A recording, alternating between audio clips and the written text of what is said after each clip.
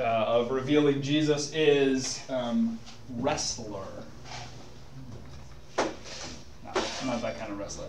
So let me know if turn this one off. We'll see if that is that good?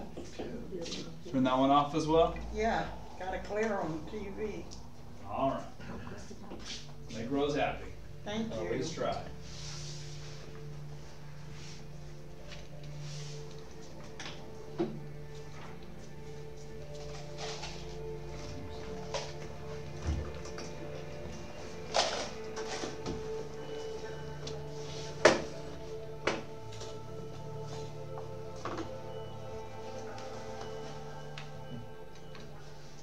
And so the story begins with a moment in a garden, a moment as a choice is made. And in this moment, things change. A cosmic battle commences. God versus Satan. Good versus evil. Angels versus demons. Life versus death. Light versus darkness. And as the story continues, there are kings and prophets. There are floods and wars. There are conspiracies and murder. There are empires and kingdoms. And then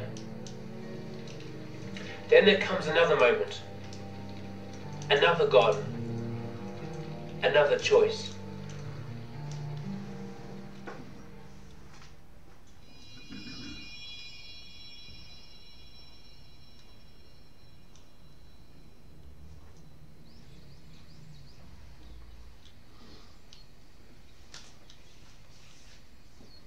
Every day we are faced with decisions. Some we make without a second thought. Others take more time, they're more complex. Often the hardest choices to make are those with the greatest consequences. A few hours before this moment in this garden, Jesus is celebrating the Passover feast with his closest friends. They finish eating and they leave Jerusalem, probably singing songs as was their custom, songs about God's faithfulness. They head down the steep banks of the Kidron Valley, up towards the Mount of Olives. And they get to a certain place called Gethsemane, and there they stop. Now Jesus knew this place well, but this time it was different. It was night, it was quiet, and a choice had to be made. As Jesus enters the garden, his whole demeanor changes. He is full of sorrow, and the weight of the choice he is about to make becomes visible on his face. We often think of Jesus as victorious, as bold and strong, able to overcome even death itself. But in this moment, we discover a different side of Jesus. The man who struggles, who is pained. Jesus, the wrestler. And the choice that he's wrestling with is this: whether or not to go to the cross. We often take for granted what Jesus did on the cross. But here, in this moment, in this garden, in this man, the whole of human history rests.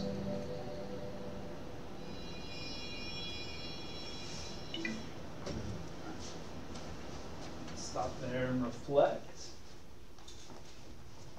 Dave, do you hit the light over there? We may be able to do just the one line. So, what are some of the hardest decisions that you have ever had to make? Think those over. You can share them if you want, but you don't have to. The night I was supposed to go to Japan to teach for the Department of Defense, my dad had been in the hospital with ruptured diverticulosis. And it was touch and go, and the doctor called and said, "Kathy, go to Japan." So it was hard to leave him.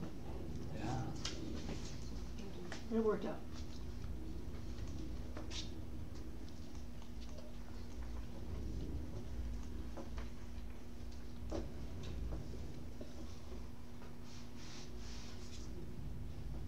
We all face hard choices, don't we? At one time or another. What part does prayer take in these decisions? Should take a lot. Yeah, it should. And we can probably all think of times when we have prayed very earnestly in those times, and maybe we can think of times when we've gone ahead and made decisions without taking that step.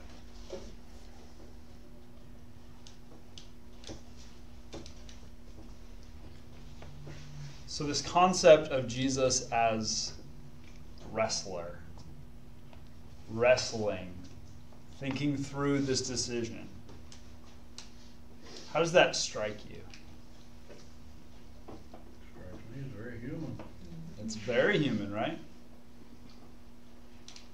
How does it challenge you? It can make you stronger. Right, that's more maybe the comfort side, right? It can challenge us and it can comfort us. It's comforting to know that Jesus also struggled, right? Again, the words from Hebrews, right? That he was tempted in every way like we are, yet without sin. Struggling with this, though. Is that a challenge to think about Jesus really sort of in turmoil over this decision? In a way it is, because after all, he didn't have to do it.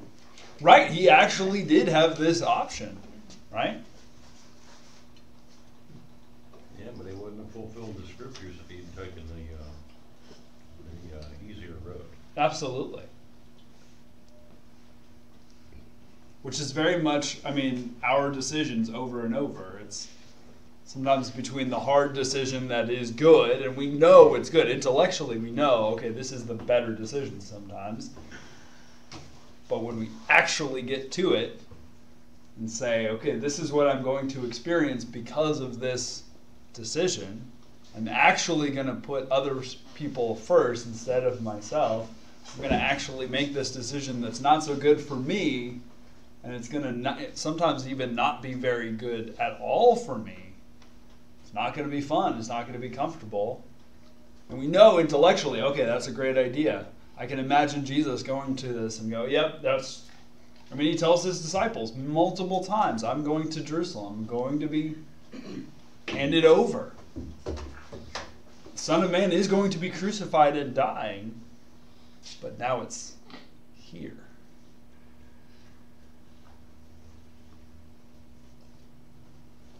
Now maybe he never actually would not make that choice, but there's still that possibility. He's still human. There's still the struggle. And Scripture is very clear that it is a struggle for him. He's wrestling with this. So this can be challenging to think about, but it's also a comfort because we struggle as well.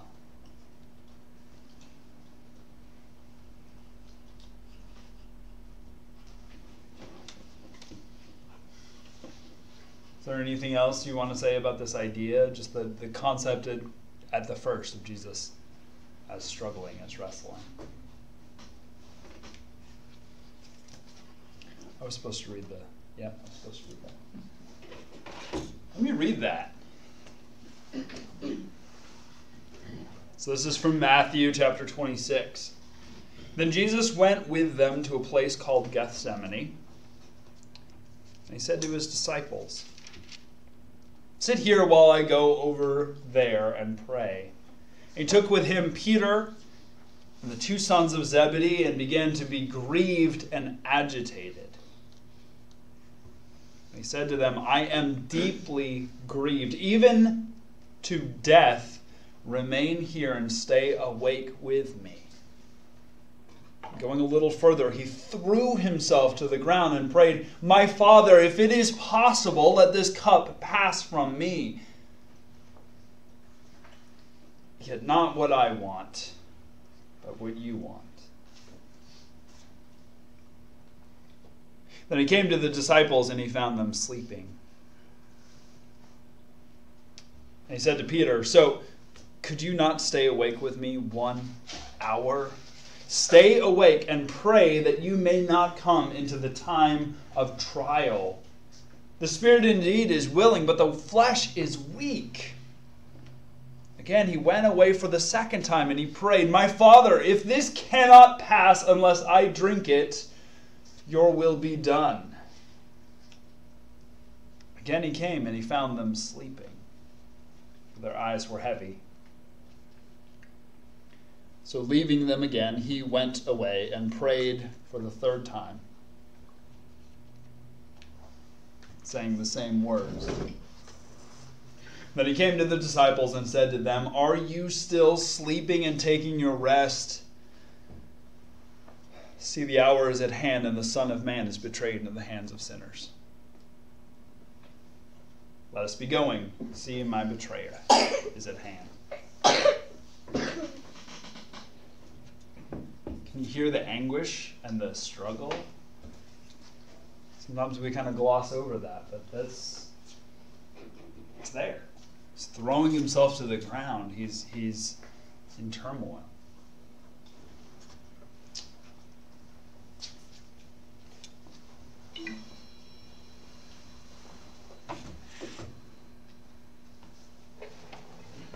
Jesus leaves many of his disciples on the very edge of the garden, and he ventures in deeper with Peter, James and John, his closest friends.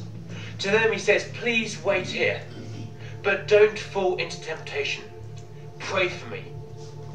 And then Jesus says these words, "My soul is overwhelmed with sorrow to the point of death."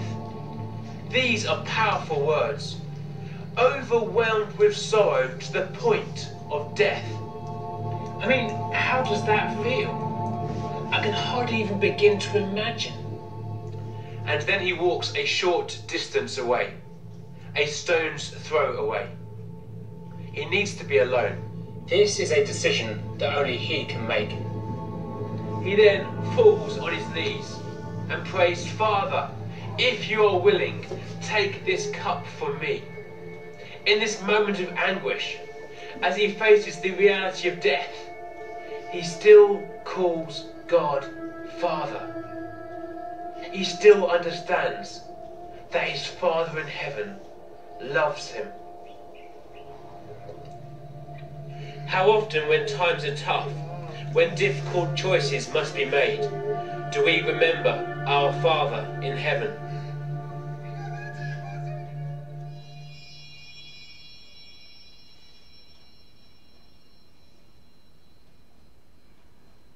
"Take this cup from me," Jesus says. Now the cup here is significant. It symbolizes the suffering that he must endure and echoes the cup that Jesus held earlier that evening as they remembered the horror of death the night God's people were freed. Death is close, and Jesus knows it, and so Jesus wrestles. In this moment, we get a glimpse of what Jesus is going through. He is there in Gethsemane. Gethsemane means the pressing place. This was a place where olives are squeezed and pressed to produce olive oil. The weight of the decision is pressing heavily upon Jesus, forcing out the life-giving goodness, but crushing him in the process. The pressure is not only internal. Luke explains how the pressure of the situation is causing Jesus to sweat, but to sweat so intensely that droplets of blood begin to form on his head. It was during World War I, as troops prepared to get out of their trenches and march towards their enemy, that they too sweated blood. The pressure of the situation was so intense. In this moment, as he prays, Jesus knows what lies in store. Jesus understands the pain he will suffer if he goes through with this. He knows what happens at a crucifixion. Everyone does. He knows the pain he will endure, the beating he will receive, the nails through his hands, the spear in his side. And so he wrestles. But Jesus also knows the emotional pain that he will have to endure. He knows that one of his closest friends will betray him. He knows that even after 3 years of following him, his disciples won't stand by him. He knows that even Peter will deny having anything to do with him. And so he wrestles. Jesus understands that more than the physical and emotional torture, that he will also be separated from the Father, his Father. The Trinity will be torn apart as Jesus takes upon himself the sin of the world. Jesus feels his humanity as grief engulfs him, and so he wrestles. And as he wrestles, as his soul is overwhelmed with sorrow, as he faces this cup of suffering, his closest friends sleep. "Why are you sleeping?" he asks. Not just once or twice, but 3 times. 3 times as Jesus looks death in the face, his closest friends can't keep watch. Jesus is all alone, wrestling with the biggest decision in human history. But amidst the darkness and the loneliness, there is light as Jesus prays this prayer: "Not my will be done, but yours." In this time of wrestling, in this time of prayer, Jesus finds strength. The Father strengthens him. The wrestling is over. The decision is made. Not my will be done, but yours. Jesus has chosen to go to the cross.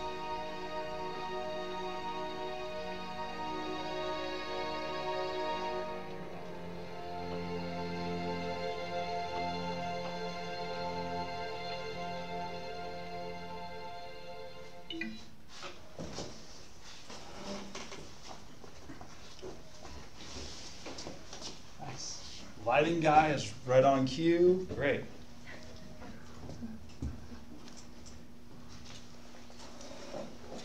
How easy is it for you to cry out to God as your Father in those times of struggle, of decision? For some, maybe it's not that big of a deal. Seems easy enough. The older I get, the easier it gets. For some, You can call it. yeah. I take great comfort in that, because it sets it in a context. God is our Father, and if I'm seeking God's will on things, then sometimes my Father knows more than I do. And certainly my Heavenly Father does. And His will is the best for me. But some people, Whether you like it or not. whether I like it or not, right? It builds character, comes to mind, right? For some, that's a difficult thing to call to God as Father. Why do you think Peter, James, and John failed to stay awake in the garden? Maybe they worked the circus all week. They might have. They might have done 15 shows in a week. That's true. Okay. They were probably exhausted from walking the trail with him. Right. Doing all the things they did. Plus They'd had a big meal and they'd had wine with the meal. So. Right, I wrote that down. They just had the Seder meal. And if you remember the first time, especially, that we did the Seder meal, there was a group of, I don't think it was Presbyterians, I think it was mostly Methodists, but by the time we actually got to eating, they had finished off at least a bottle of wine, right? And imagine these guys sitting around probably, I think they probably had some wine. They had a big old meal. You think it was part of God's plan, though? That he'd be by himself without support? Yeah, I think that's part of it too. They certainly didn't understand the gravity of the situation. No. And isn't that the way, right? When we go through struggles, when we're going through, we're trying to figure out these hard things, right? We go around and we're mulling this over in our heads. Are other people concerned about the same thing that we're concerned about? No, they're not. And sometimes that's a surprise. I remember I've had that moment where, don't you know what I'm going through? No, I don't. Why would I know that, right? They didn't realize really what was at stake here. They knew he was upset, but maybe they didn't really understand the gravity. But I think there's also part of it that he had to go through it not with human support, but with God's support.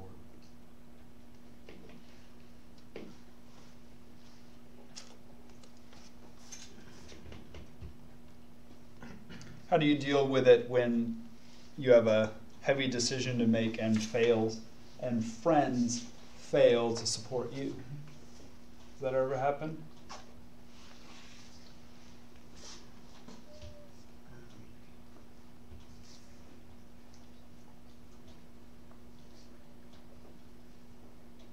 I don't know. I've never counted on friends to support me, I guess. Well, that's good. To a certain extent, yeah. I guess. Right. Have you ever been that friend that has failed?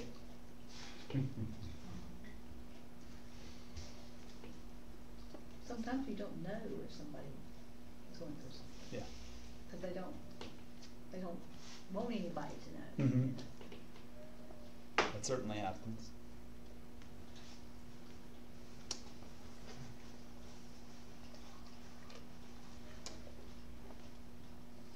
How does contemplating the tremendous pressure that Jesus was under as he chose to go to the cross inspire you to worship?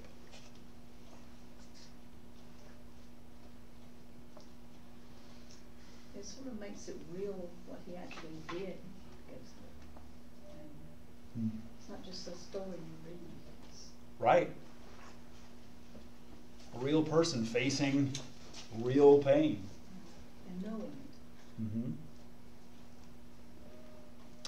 Mm-hmm. One of the early heresies of the church was this kind of idea that Jesus was not really actually human, but was sort of just God kind of pretending to be human, appearing as if he was human.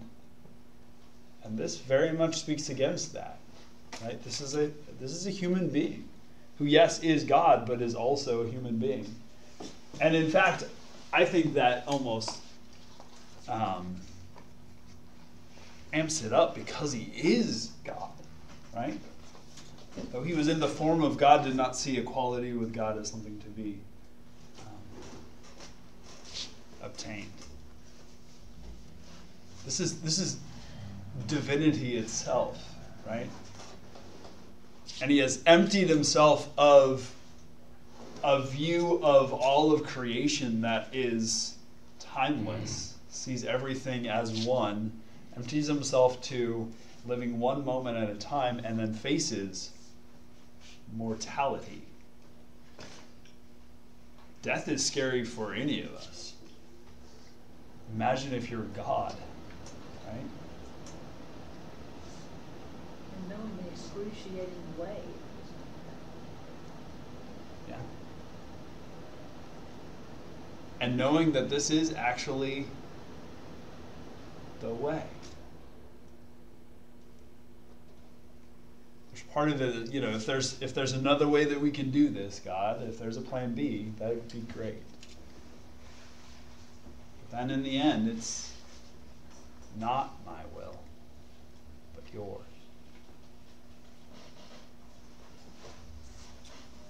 So let's look to that. Isn't that really the big lesson to learn from this? Not my will, but yours be done. That's ultimately what it is. And that's the lesson he's teaching us. That that's the way we should learn. Yeah, that's it in a nutshell. Not my will, but yours. That's the term. That's the hardest thing to learn. Because it's not an easy prayer to pray, is it? I think that's a question coming up in a little, yeah. But it's not an easy one, because then you're saying, well, not my will, but yours be done. And that's not our first choice, is it? So let's look to that next bit.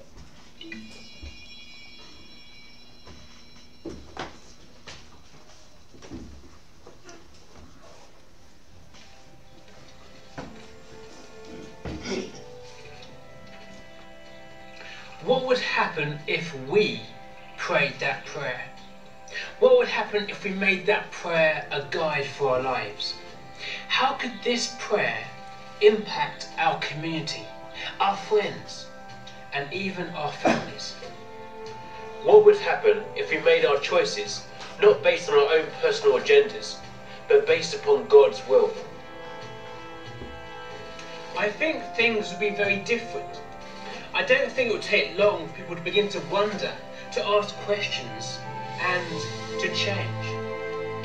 But this is a tough prayer to pray. It requires wrestling with the implications.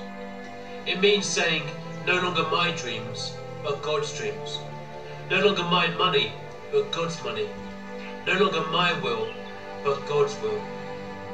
Too often we think that following Jesus is easy. But following Jesus is not easy. Following Jesus means sacrifice. Following Jesus is costly. Following Jesus is about surrendering everything that you have in pursuit of God's plan for your life.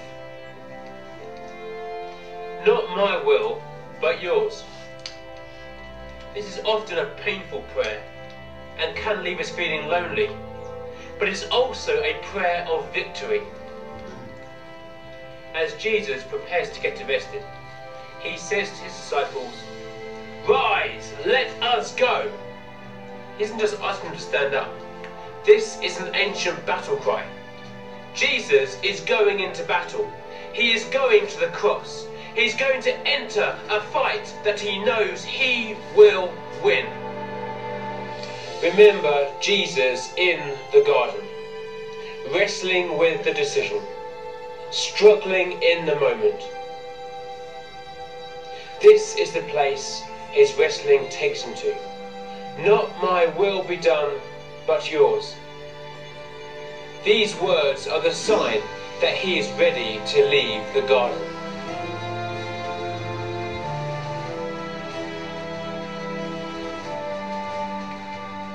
Our greatest victories often flow from our hardest decisions. It was true for Jesus. Will the same be said of us?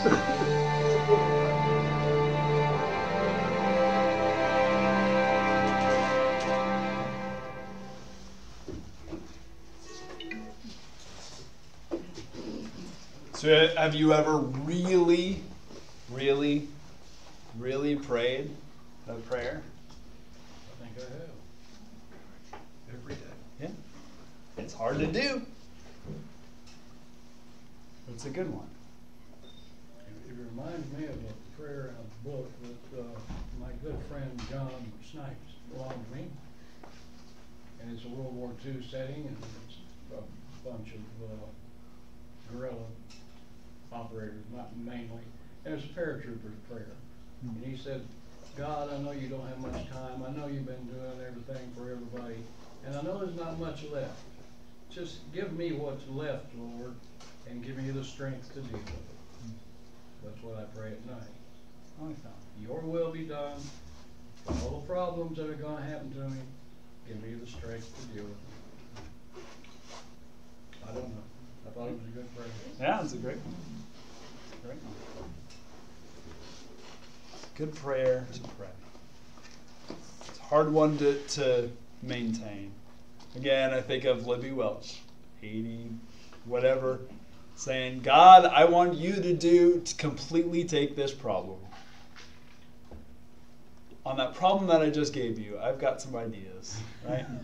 That's us. We say, not my will, but yours be done. And also, so my thoughts on what your will should be, right? That's human. Or your will be done, but let it be something I can. Right, yes, yeah. Let your will be what I want it to be. There you go. Would things be different if we made our decisions based not upon our personal agendas, but based on God's will? If we all did that? Be a little bit of a different world, wouldn't it?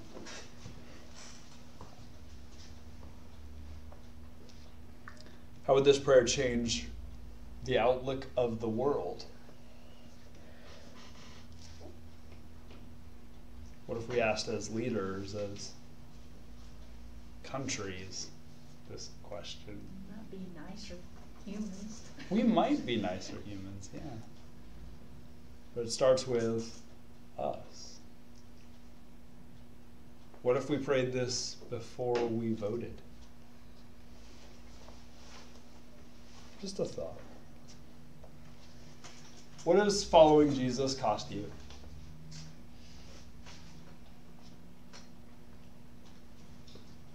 Well, there's a song that the Oak Ridge Boys do, and it talks about as long as I love my neighbor and say my prayers, God's going to take care of me. And somewhere in there he says, I know people have taken advantage of me and screwed me over, and Sure. because I'm too easygoing and too generous. But that's fine. I say my prayers and treat people the way I want to be treated. That's right. So then that's kind of the way I feel. We can't change the world, but we can change ourselves. Right. And what someone's going to do with the gift that we give them, that's between them and God. We've talked about this with the food bank. You know, sure, there may be people who take advantage, but our job is to give and to be as responsible as we can, make sure that there's not problems. But if people are taking advantage or whatever, then that's up to them. Yeah. What is Jesus asking you to sacrifice? I think it's our time. Our time, right? Just 1 hour, right? You just stay awake one hour.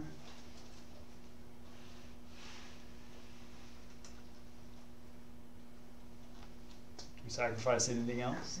Our entire will is what we're saying. Yeah. Not my will, but yours. Paul says that we are united in death with Jesus in our baptism. That old self has been put to death. We're no longer slaves to sin. Now we are slaves to righteousness. Now we live for God. Sometimes we're catching up a little bit, getting there. But that's the idea, right? We're putting ourselves to death. We're saying, not my will. I want God to be alive in me. What allows us to know God's will? What allows us to know God's will? Discernment. What gives us discernment? God. Spirit. And without seeking to be filled by the Spirit, we can't discern what God's will is. Absolutely. Yeah. And learning to hear from the Spirit, sometimes is hard. But it's something that we need to do. It's kind of like, flexing your muscles and working out or that sort of thing.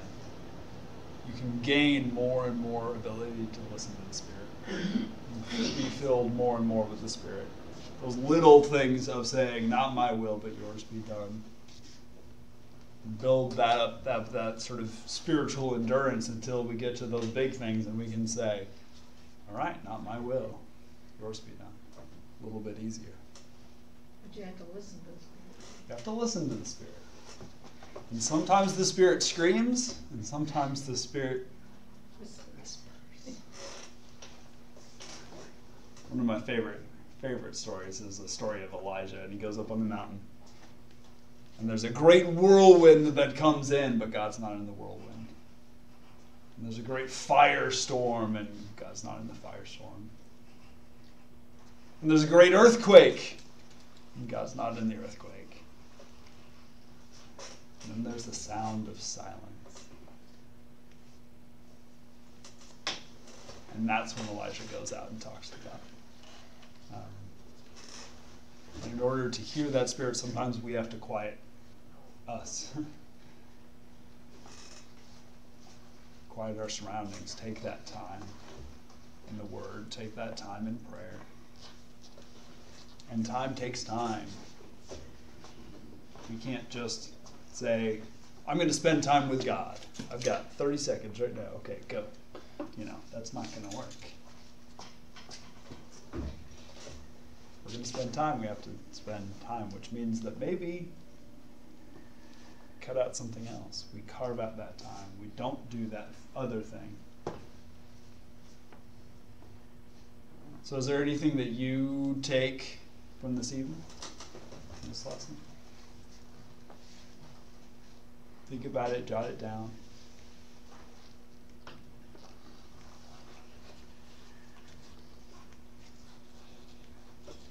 There's a closing prayer on your paper. I thought it would be great. There's the refrain of not my will but yours. So why don't I pray? We'll pray this together, this closing prayer, but every time it's not that not my will but yours, we'll all say that. Ready? Jesus, teach us to pray like you prayed. Help us to pray, not my will but yours. Whether the decisions are big or small, not my will, but yours. Whether the decisions are simple or complicated, not my will, but yours. Whether the decision is ours or shared, not my will, but yours.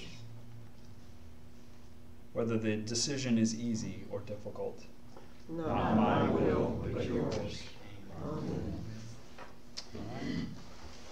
Thank you. Stick around and we'll set up the tables. We've got one more of these next week, and then the following week is Holy Week. Good night. We've got lots of stuff going on then.